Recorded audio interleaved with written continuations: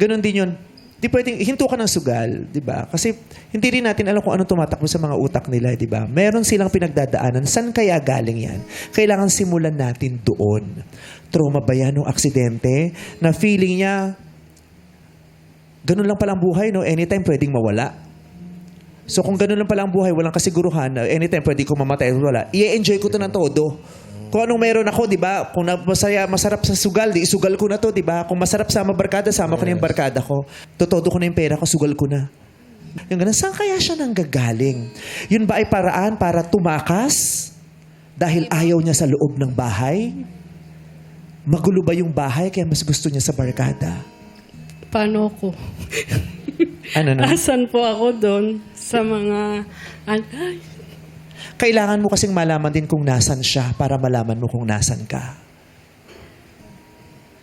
Kasi kung gusto mong makasama niya kung nasan siya, kailangan malaman mo rin kung nasan ka.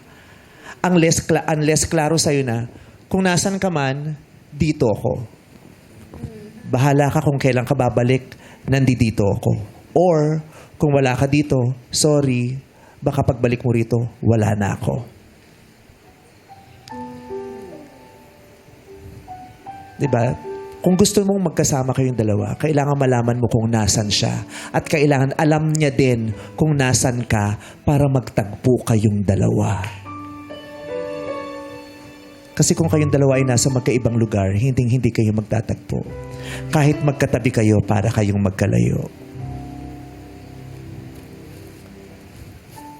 He needs to understand himself, and for all those who want to help, kailangan maunawaan din nila.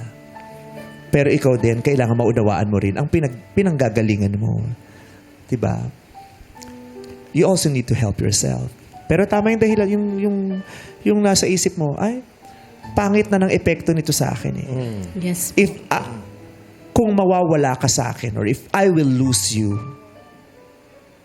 mas okay na yon kaysa naman I lose myself. Yes po.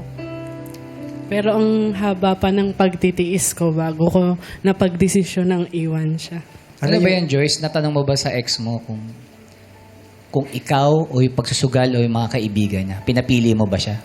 Yes po. Pero kasi ang lagi niya rin naman pong isasagot ako.